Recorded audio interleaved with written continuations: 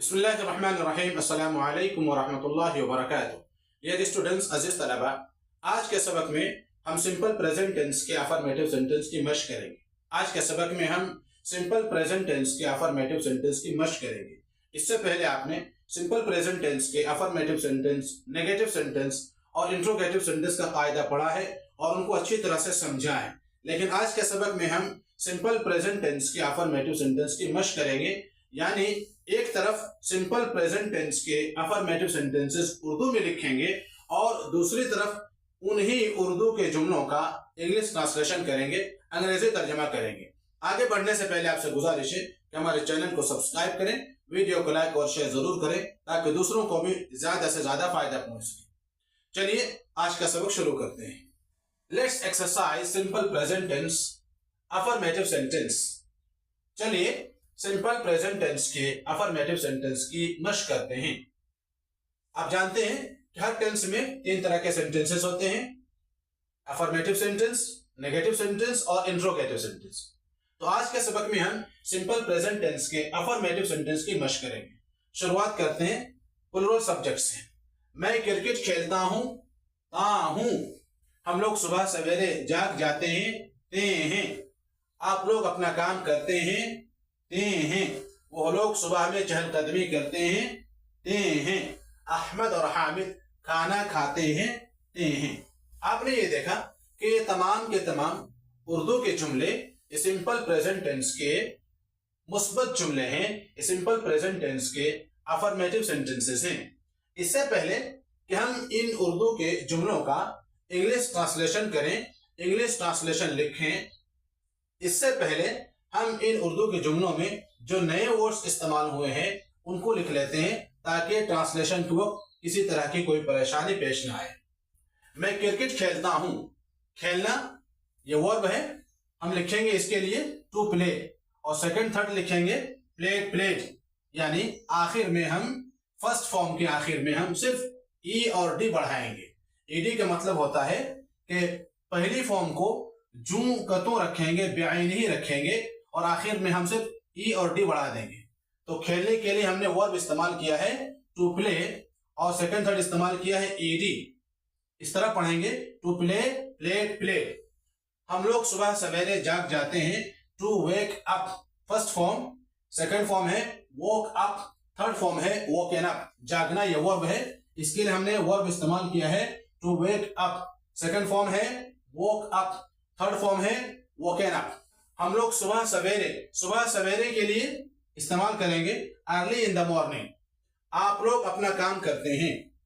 काम जिसको अंजाम देना है, जिसको करना है, उसके लिए हम इस्तेमाल करेंगे वर्क। और काम करना, काम अंजाम देना, उसके लिए वर्ब इस्तेमाल करेंगे टू डू। सेकंड फॉर्म इस्तेमाल करेंगे डिड और थर्ड फॉर्म इस्तेमाल करेंगे done. To do, did, done. वो लोग सुबह में चहलकदमी करते हैं। सुबह में इन द मॉर्निंग, चहलकदमी करना ये वर्ब है, इसके लिए हम फिर इस्तेमाल करेंगे, वर्ब इस्तेमाल करेंगे टू वॉक। सेकंड थर्ड है ईडी। टू वॉक ईडी का मतलब मैंने आपको समझाया कि पहली फॉर्म के आखिर में हमें सिर्फ ई और डी बढ़ा देना है। पहली फॉर्म को ब्याई नहीं रखना है, जू कतू रखना है, सिर्फ आखिर में हमें ई डी का इजाफा करना है। तो चहलकदमी करना हम इसके लिए वर्ब लिखेंगे to walk, second third E D. To walk, walked. Ahmed और हामिद खाना खाते हैं। इसके अंदर दो वर्ड्स इस्तेमाल हुए हैं। एक है खाना जिसको हम खाते हैं, एक है वो ऑब्जेक्ट, वो शय जिसको हम खाते हैं और पेट भरते हैं, मुंह के रास्ते से पेट में उतारते हैं और जिससे हमारा पेट भरता है, उसके लिए हम इस्तेमाल करेंगे फूड। और खाने का एक्शन, खाने का अमल जिसमें पाया जाता है वो वर्ब है, उसके लिए हम इस्तेमाल करेंगे टू ईट, एट, ईटन। इसके अंदर भी तीन फॉर्म है। टू ईट फर्स्ट फॉर्म है, सेकंड फॉर्म है एट और थर्ड फॉर्म है ईटन। तो वर्ब के तौर पर हमने लिखा है टू ईट, एट, ईटन, खाना। टू ईट फूड, खाना। डियर स्टूडेंट्स, आपने इन उर्दू के जुमलों में जो नए वर्ड्स इस्तेमाल हुए हैं उनके मीनिंग्स आपने लिख लिए हैं। आपसे गुजारिश है कि उनको याद भी कर लें ताकि ट्रांसलेशन के वक्त किसी तरह की कोई परेशानी पेश ना आए। अब चलिए इन उर्दू के जुमलों का इंग्लिश ट्रांसलेशन करते हैं। मैं क्रिकेट खेलता हूं, क्या लिखेंगे? इसका इंग्लिश ट्रांसलेशन क्या होगा? I play cricket. I play cricket. ये जुमला 100% दुरुस्त है, 100% दुरुस्त है। क्यों है? इसलिए कि हमने यह कायदा पढ़ा है कि सिंपल प्रेजेंट टेंस के अफर्मेटिव सेंटेंस में अगर सब्जेक्ट प्लूरल हो तो वर्ब के आखिर में एस या ईएस इस्तेमाल नहीं करते हैं और वर्ब के फर्स्ट फॉर्म इस्तेमाल करते हैं। हमने ये देखा कि आई, मैं, ये प्लूरल सब्जेक्ट है, इसलिए हमने वर्ब के आखिर में एस या ईएस इस्तेमाल नहीं किया है और वर्ब के फर्स्ट फॉर्म हमने इस्तेमाल किया है। इसलिए कि प्ले ये फर्स्ट फॉर्म है, सेकेंड थर्ड फॉर्म है प्ले, प्लेड ईडी के साथ। I play cricket. आपने इसके साथ ये भी समझा कि इस सेंटेंस का फॉर्मेशन क्या होगा, यानी इसकी तरकीब क्या होगी, बनावट क्या होगी, साख्त क्या होगी। सबसे पहले हम सब्जेक्ट रखेंगे, फिर उसके बाद वर्ब रखेंगे और तीसरे नंबर पर हम ऑब्जेक्ट रखेंगे, जिसको मैंने आपको बताया था कि हर सेंटेंस के अंदर 3 बेसिक कंपोनेंट्स होते हैं, सब्जेक्ट, वर्ब, ऑब्जेक्ट। हम लोग सुबह सवेरे जाग जाते हैं, हम लोग सुबह सवेरे जाग जाते हैं। We wake up early in the morning.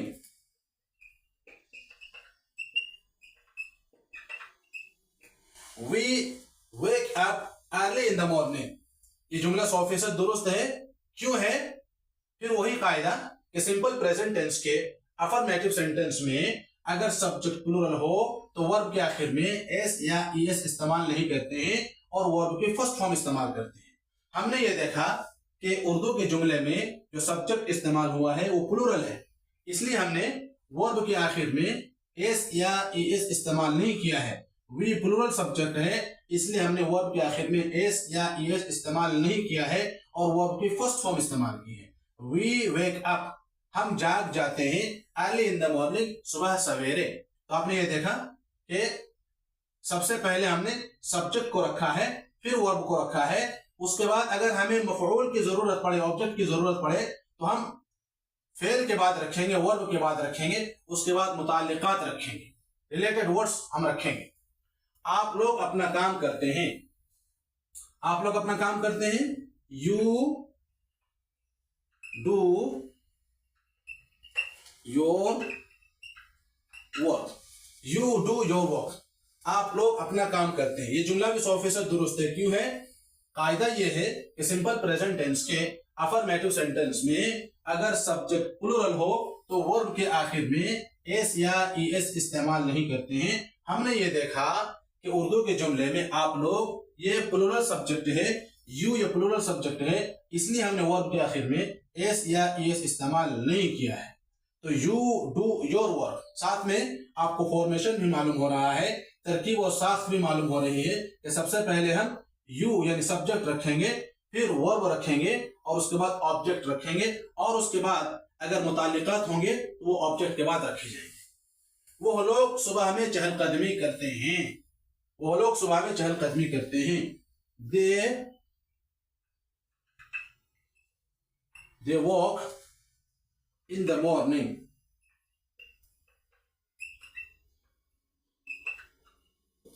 ये जुमला दुरुस्त है और 100% दुरुस्त है। क्यों है? वही कायदा दोहराएंगे, सिंपल प्रेजेंट टेंस के अफर्मेटिव सेंटेंस में अगर सब्जेक्ट प्लूरल हो तो वर्ब के आखिर में एस या ईएस इस्तेमाल नहीं करते हैं। हमने ये देखा कि इस जुमले में जो सब्जेक्ट इस्तेमाल हुआ है वो प्लूरल है, वो लोग, दे वो प्लूरल है, इसलिए हमने वर्ब के आखिर में एस या ईएस इस्तेमाल नहीं किया है और वर्ब की फर्स्ट फॉर्म इस्तेमाल की है, they walk in the morning. साथ में आप फॉर्मेशन भी जान पा रहे हैं और सीख पा रहे हैं कि सबसे पहले हमने सब्जेक्ट रखा है, फिर वर्ब रखा है और यहाँ ऑब्जेक्ट की जरूरत नहीं थी, दूसरे अल्फाज की जरूरत थी, रिलेटेड वर्ड्स की जरूरत थी, हमने वर्ब के बाद उनको रखा है। They walk in the morning, वो लोग सुबह में चहलकदमी करते हैं। अहमद और हामिद खाना खाते हैं। Ahmed and Hamid eat food. एक चीज इस जुमले में एक चीज और समझिए कि जो प्रॉपर नाउन होता है जिसको हम उर्दू में आलम कहते हैं, वो शुरू में आए बीच में आए, उसका पहला लेटर कैपिटल से लिखा जाएगा। इसलिए अहमद और हामिद, हामिद ये बीच में आ रहा है लेकिन ये आलम है, ये प्रॉपर नाउन है, इसलिए हमने इसके पहले लेटर को, फर्स्ट लेटर को हमने कैपिटल से लिखा है। अहमद और हामिद ईट फूड, ये जुमला 100% दुरुस्त है। क्यों है?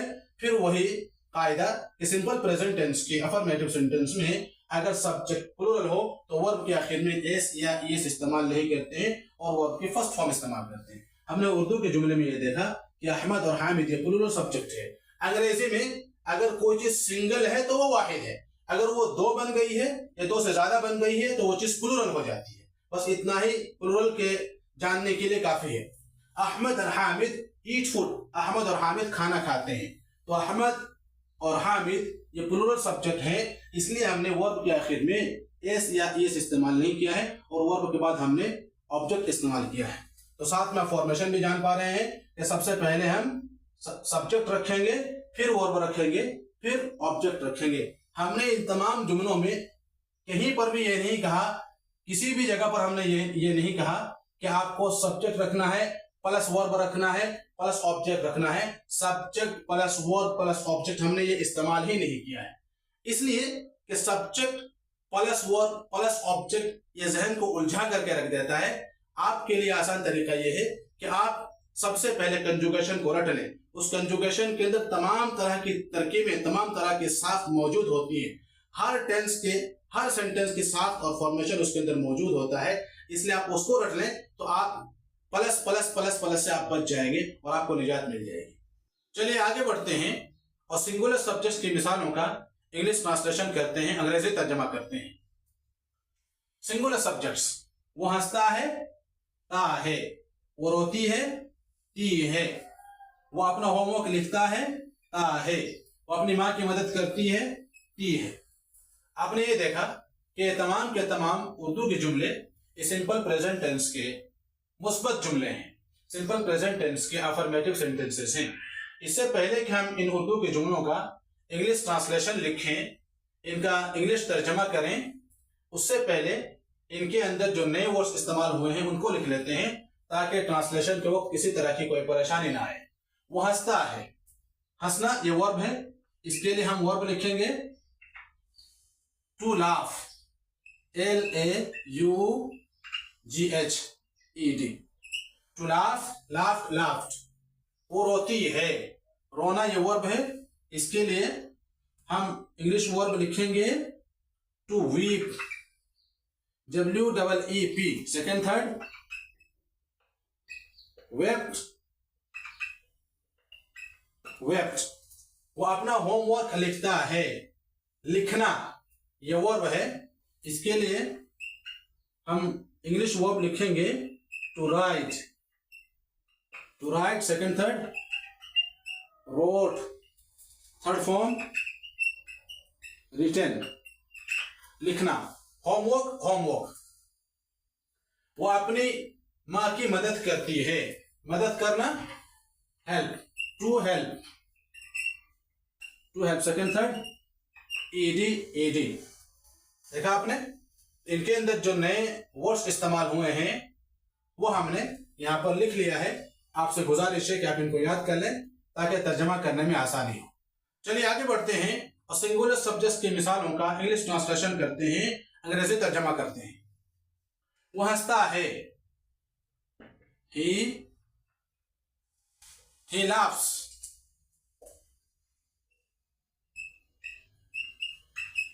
he laughs। ये जुमला दुरुस्त जुमला है। क्यों है? इसलिए कि सिंपल प्रेजेंट टेंस के अफर्मेटिव सेंटेंस का कायदा यह है कि सिंपल प्रेजेंट टेंस के अफर्मेटिव सेंटेंस में अगर सब्जेक्ट सिंगुलर हो तो वर्ब के आखिर में एस या एस इस्तेमाल करते हैं और वर्ब की फर्स्ट फॉर्म इस्तेमाल करते हैं। इसलिए हमने इस जुमले में वर्ब के आखिर में एस या एस इस्तेमाल किया है और वर्ब की फर्स्ट फॉर्म इस्तेमाल की है। साथ में आपको फॉर्मेशन भी समझ में आ रहा है कि सबसे पहले सब्जेक्ट रखेंगे, फिर उसके बाद वर्ब रखेंगे। अगर ऑब्जेक्ट मेंशन होगा तो वर्ब के बाद ऑब्जेक्ट को रखेंगे। वो रोती है, शी वीप्स। ये जुमला भी दुरुस्त जुमला है, 100% दुरुस्त जुमला है। वजह क्या है? वजह यह है कि सिंपल प्रेजेंट टेंस के अफर्मेटिव सेंटेंस में अगर सब्जेक्ट सिंगुलर हो तो वर्ब के आखिर में एस या ईएस इस्तेमाल करते हैं, इसलिए हमने इस जुमले में वर्ब के आखिर में एस या ईएस इस्तेमाल किया है और वर्ब की फर्स्ट फॉर्म इस्तेमाल की है। वो अपना होमवर्क लिखता है, ही rights his homework, he writes his homework। ये जुमला भी दुरुस्त जुमला है, करेक्ट जुमला है। वजह यही है कि सिंपल प्रेजेंट टेंस के अफर्मेटिव सेंटेंस में अगर सब्जेक्ट सिंगुलर हो तो वर्ब के आखिर में एस या एस इस्तेमाल करते हैं और वर्ब की फर्स्ट फॉर्म इस्तेमाल करते हैं। इसलिए हमने इस जुमले में वर्ब के आखिर में एस या एस इस्तेमाल किया है और वर्ब की फर्स्ट फॉर्म इस्तेमाल की है। वो अपनी माँ की मदद करती है, she helps her mother। वो अपनी माँ की मदद करती है। ये जुमला भी दुरुस्त जुमला है, करेक्ट जुमला है। वजह क्या है? वजह यह है कि सिंपल प्रेजेंट टेंस के अफर्मेटिव सेंटेंस में अगर सब्जेक्ट सिंगुलर हो तो वर्ब के आखिर में एस या एस इस्तेमाल करते हैं और वर्ब की फर्स्ट फॉर्म इस्तेमाल करते हैं। इसलिए हमने इस जुमले में वर्ब के आखिर में एस या एस इस्तेमाल किया है और वर्ब की फर्स्ट फॉर्म इस्तेमाल की है। साथ में आप इन तमाम जुमलों की साख्त भी सीख पा रहे हैं, अफर्मेटिव सेंटेंस की साख्त भी सीख पा रहे हैं कि सबसे पहले सब्जेक्ट आएगा, फिर वर्ब आएगा, फिर ऑब्जेक्ट आएगा। हमने कहीं पर भी आपको ये नहीं बताया कि subject plus verb plus object, इसलिए कि ये तरीका जरा जहन को उलझाने वाला है। आपसे गुजारिश है कि आप हर टेंस के तहत जो कंजुगेशन दी जाती है और कंजुगेशन याद करने के लिए कहा जाता है, आप उस कंजुगेशन को याद कर लें, क्योंकि उस कंजुगेशन में हर तरह की साख्त मौजूद होती है। हर टेंस के हर सेंटेंसेस की साख्त उसके अंदर मौजूद होती है, फॉर्मेशन मौजूद रहता है। तो आज के सबक में आपने सिंपल प्रेजेंट टेंस के अफर्मेटिव सेंटेंस की मश्क सीखी है। आपसे गुजारिश है कि इस वीडियो को बार बार देखें और इस वीडियो की मदद से आप अपने तौर पर भी सिंपल प्रेजेंट टेंस के अफर्मेटिव सेंटेंस की ज्यादा से ज्यादा मश्क करें। आखिर में आपसे गुजारिश है कि हमारे चैनल को सब्सक्राइब करें, वीडियो को लाइक और शेयर जरूर करें ताकि दूसरों को भी ज्यादा से ज्यादा फायदा पहुंच सके।